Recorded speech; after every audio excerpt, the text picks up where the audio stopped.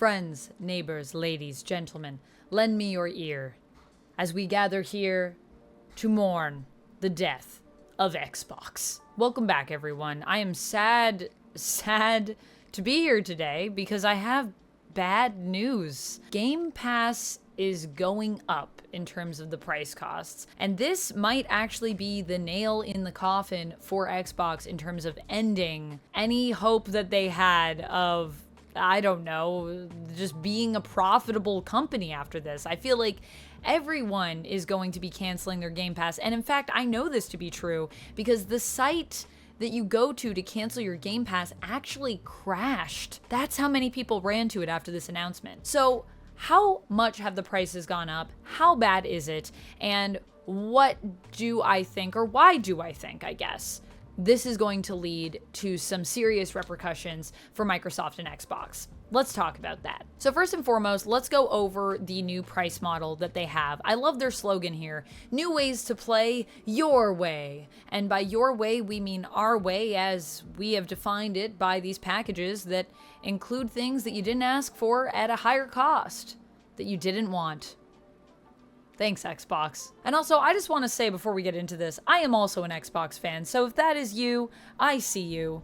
And know that you are welcome here. I love Xbox, and so this is why this is very sad news and why I'm talking about it today. I do not revel in any of this. I mean, I make jokes to simply soothe my own heart. But you can tell I'm an Xbox fan because look at that. What's that?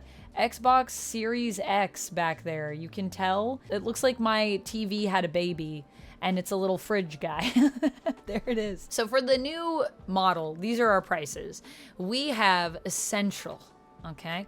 $9.99 a month. It calls back to the beginning of the Xbox Game Pass. They were good days. And that is the price that we initially had for just back when there was one level and it was just Game Pass. That's all we had. It was $9.99 at that time, and you got 100 games for it, which is pretty cool. Now what do we get for $9.99? We get 50 plus games. Oh, library has been cut somewhat in half, although plus, so it could be more than 50. You can play it on PC, console, and cloud. Wow. I mean, you can play cloud across, which I think is pretty cool. I do think the upgrades to the cloud over time have been pretty neat to see. However, as someone who has used the cloud, well, we'll talk more about the pros and cons of the cloud maybe as we go into it, because there are some cons. For the $9.99 tier, you also get unlimited cloud gaming. You get in-game benefits, including for Riot Games. For those that don't know, if you are a League player, you actually get access to all the champions. You also get things like Fortnite currency. Is it V-Bucks? I think that's what it is in Fortnite. And you will also, of course, get, with this Essential package, online console multiplayer. Ah, yes. Something that should be free, and yet we charge people for it. You can play and earn up to $25 a year in the store with rewards. They have added caps to rewards, and they've also added some restrictions, but we'll talk about that a little bit more in a bit. So that's Essential. The next tier is Premium. You get 200 plus games, which is considerable. That is a lot of games that you get access to in the library. Now playable on PC, console, and cloud. It's $14.99 a month. New Xbox published games within a year of launch. That's great. I only have to wait a year. Within a year.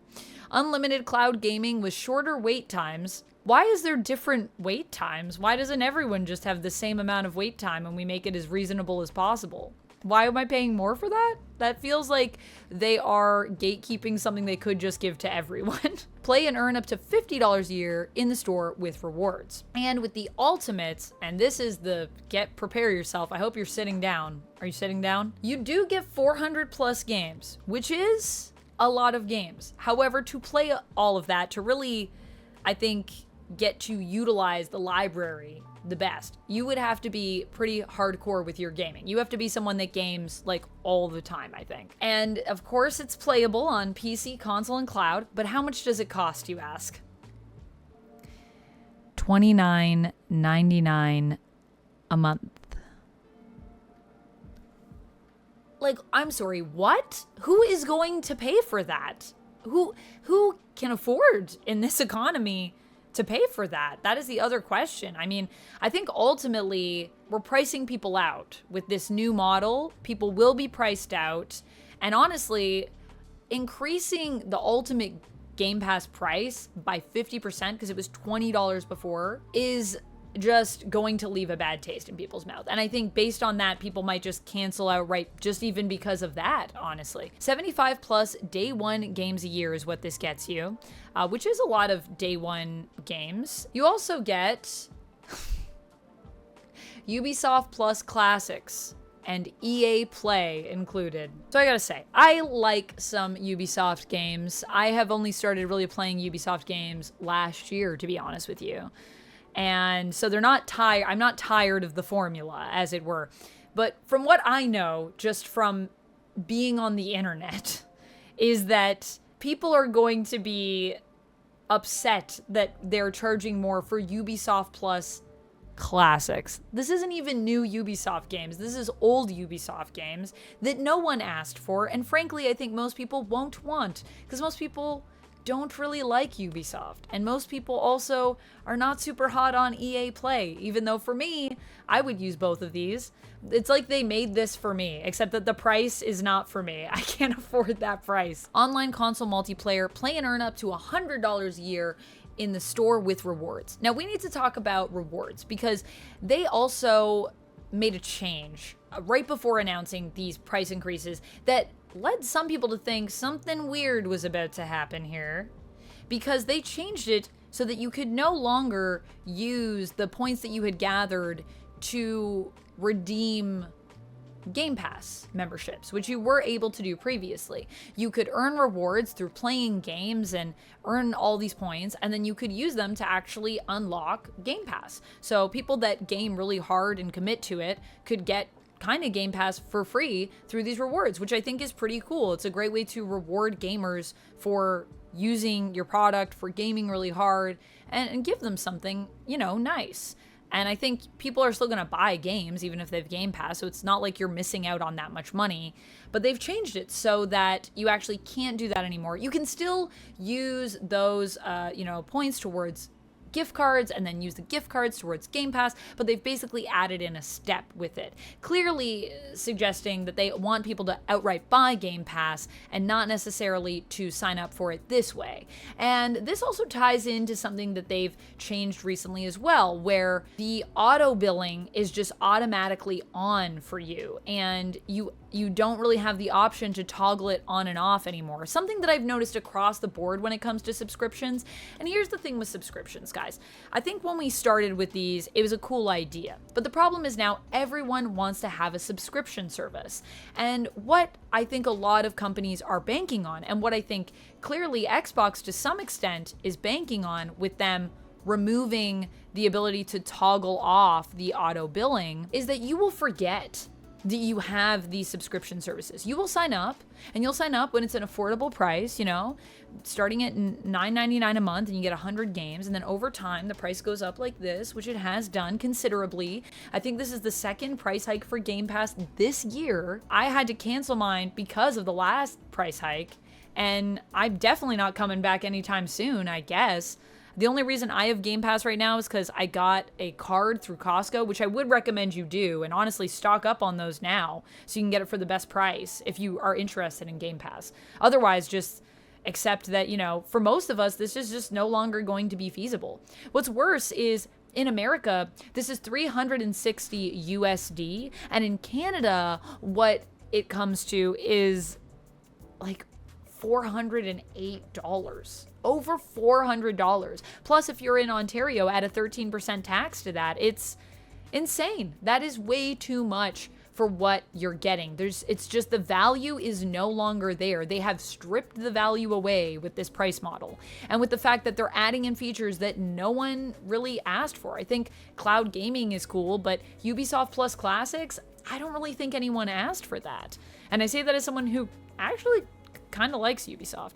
I think a lot of the times with these subscriptions, it's just they really are banking on we'll forget, the price goes up, and then, they can charge you before you can cancel. And I think that's pretty insidious of companies to do that. And so it makes me sad because Xbox is a gaming company that I've been with since the Xbox first came into existence. I've been here since the beginning. And so to see how far they've fallen, to see the fact that the consoles have just been raised, they just raised their prices again after this is the worst selling console cycle that Xbox has had. And to see that the ROG Ally has such a high price point, like at that point, at the point that they're charging for the ROG Ally for 1,200 Canadian or whatever it comes to, you may as well just get a PC if you don't have one. It's not as portable, but it's gonna have better hardware. It's gonna run your games better. And I know people are saying that the ROG Ally is pretty good. People that have been looking at it are surprised and saying, you know, it actually runs really, really well. But I feel like something fishy, there's something weird about that to me, just because the hardware for it is supposed to be as good as the first Steam Deck. So you would think at this stage we'd have better hardware, and yet. So I don't know. I just feel like all of this, it's really sad to see how we have come this low. I mean, they also tried to raise the price on the Outer Worlds by $10. They wanted it to be an $80 game, you know, instead of $70. And they had to go back on that because there was backlash. So, I mean, there is hope that this will change. And there is a lot of backlash already happening. And this news just broke. So that's the only thing that I can hope for, is that Xbox realizes that this is not it and that they need to go back to the drawing board with this pricing model and reassess. Because I think if this is what they're doing, Game Pass will die soon. I would say within the month, I expect them to make some changes to this, hopefully, and come back to us with a better price, because this is not affordable, especially in the times that we're in. Like, man, no one can read the room right now. No company understands. It's like they don't live in reality or something. That's all I really have for this one. I just want to give you a quick update. Let me know your thoughts. You know, are you Xbox? Are you PlayStation? Are you PC? Are you sick and tired of people overcharging you for games? Let me know down in the comments below. I want to know what you think of this and what you think the future is for Xbox. That's all I have. I'll see you next time. And until then, friends, stay nerdy. Bye. And if you like when I talk gaming, check this out.